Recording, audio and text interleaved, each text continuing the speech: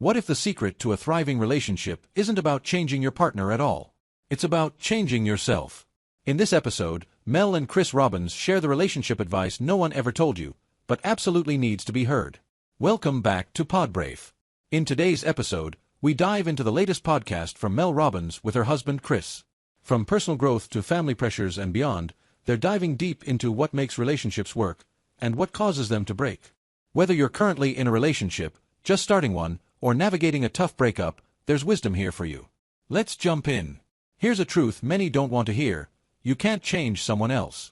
You can't make your partner happy or force them to grow at your pace. But you can influence them.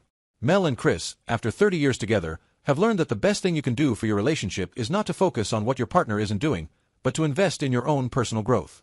When you do that, you naturally bring a better version of yourself back into the relationship. 1. My partner isn't as focused on growth as I am. What do I do? This question is common. When one person is growing but the other isn't, it can feel frustrating. The truth is, you can't force your partner to change, but you can influence them. The key here is to focus on yourself. Invest in your own growth, whether that's through learning, improving your health, or working on your happiness. When you do this, you'll naturally bring more positivity to your relationship. But here's the challenge: if your partner doesn't want to grow with you, you may hit a fork in the road. You'll start questioning not just their commitment, but your compatibility. That's when you'll need to ask, can I truly be with someone who isn't growing alongside me?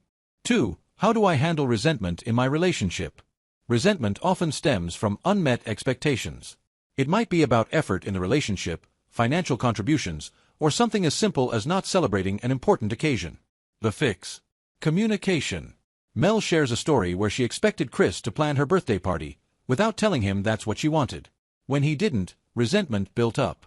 But here's the truth: no one can meet your expectations if they don't know what they are. So, the solution is simple: be clear about what you need, and express it directly. 3. How do you deal with pressure from family and society? This one's tough, but there's a simple rule: don't let external pressures tear you apart. Mel and Chris have learned that when a relationship is solid, no outside opinion can shake it. But when the cracks are inside the relationship, outside forces can make things worse. The key is to get on the same page with your partner. Whether it's family expectations or societal pressures, having shared values makes you bulletproof. 4. I feel like my spouse and I are drifting apart. What do we do? Life changes. Moving to a new city, having kids, can cause emotional distance. But the fix is simple: carve out dedicated time for just the two of you. Chris and Mel make sure to reserve time every week for each other, whether it's a walk, a dinner, or even just quiet time together. This intentional connection keeps the bond strong, even during life's busy moments. 5. How do you handle disagreements in parenting? Mel and Chris often disagree on parenting decisions, especially when it comes to saying yes or no to their kids. They've learned that the best way to navigate this is with a little time and a lot of understanding. The solution isn't a quick yes or no, it's a maybe, a pause to reflect, understand each other's perspectives, and come to a unified decision. 6. I feel like I'm losing myself in my relationship. What should I do? This isn't a marriage issue, it's a you issue.